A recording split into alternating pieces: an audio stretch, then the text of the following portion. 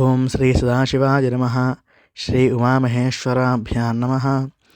సనాతన ధర్మంకి మీ అందరికీ కూడా స్వాగతము. ఈరోజు కార్తీక పురాణము 20వ అధ్యాయం చెప్పుకుందాము. 20వ రోజు పురాణ కథను.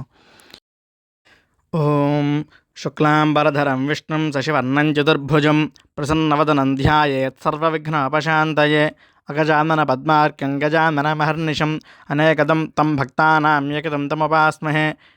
వక్రతుండ మహాకాయ కోటిసూర్య సమప్రభ నిర్విఘ్నం కురు మే దేవ సర్వకార్యేషు సర్వదా. సరస్వతే నమస్తుభ్యం వరదే కామరూపిణి విద్యారంభం కరిష్యామి సిద్ధిర్భవతు మే సదా. గురుర్బ్రహ్మా గురుర్విష్ణుః గురుర్దేవో మహేశ్వరः గురుః సాక్షాత్ పరం బ్రహ్మ తస్మై శ్రీ గురవే నమః. న కార్తీకసమో మాసో న శాస్త్రం నిగమాత్ పరం నారోగ్యసమముత్సాహం న దేవః కేశవాత్ పరః.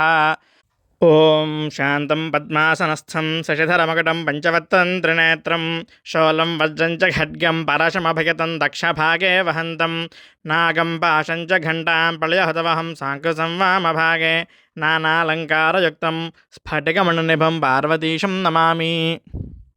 ఓం వాగర్ధావివ సంపృక్తౌ వాగర్థ ప్రతిపత్తయే జగతః పితరౌ వందే పార్వతీ పరమేశ్వరౌ. ఓం శ్రీ గురుభ్యో నమః. హరి ఓం.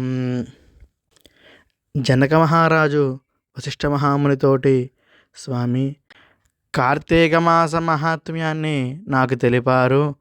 నాకు ఇంకా వినాలని ఉంది, కాబట్టి నాకు మరింత వివరముగా తెలియజేసి నన్ను అనుగ్రహించండి అని జనక మహారాజు ప్రార్థించగా వశిష్ఠుడు ఎంతో సంతోషించి ఇలా అన్నాడుట.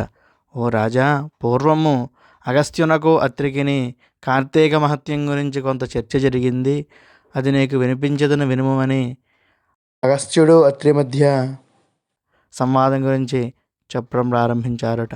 పూర్వకాలమున ఒకానొక శుభ సమయంలో అగస్త్యుడు అత్రి మహర్షిని చూసి, ఓ అత్రి మహర్షి, నీవు విష్ణు అంశ సంభూతుడవు, కాబట్టి నీకు పూర్ణిమ కార్తీక మాసం గురించి తెలుస్తుంది, కాబట్టి నాకు దానిని సవివరంగా తెలుపుము అని అనగా, అగస్త్యుని చూసి అత్రి మహాముని ఇలా చెబుతున్నారట.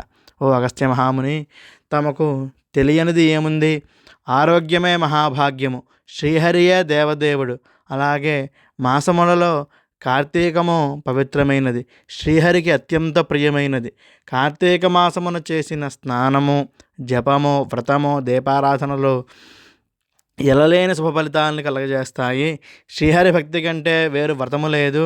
అదియే సర్వవిధముల సిరి సంపదలను, ఆయురారోగ్యాలని, కైవల్యాన్ని అందిస్తుంది.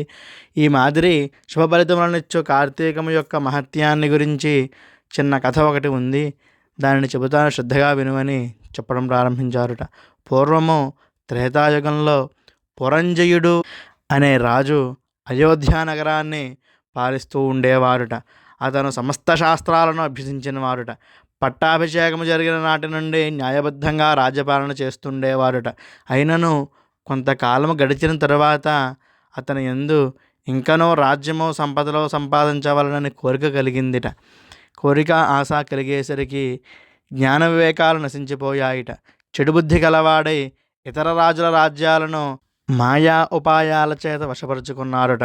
దేవ బ్రాహ్మణ మాన్యాలు లాగుకున్నారుట.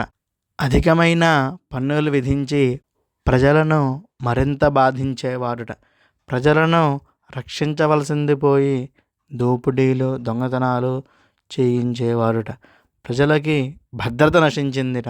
ఆ సమయంలో గల ఇరుగు పొరుగు రాజులందరూ ఈ అరాచకానికి, ఈ దేవబ్రాహ్మణ దూషణకు ఎంతో విచారించారుట.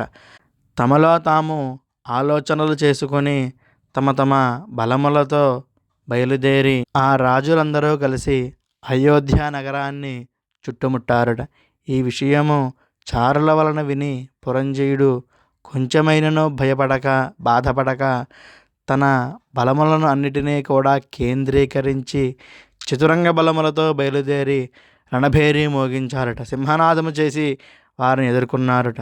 ఇలా ఇంతటితో కార్తీక పురాణము 20వ అధ్యాయము సమాప్తము. హరి ఓం దత్సత్. శ్రీ చంద్రశేఖరార్పణమస్తు.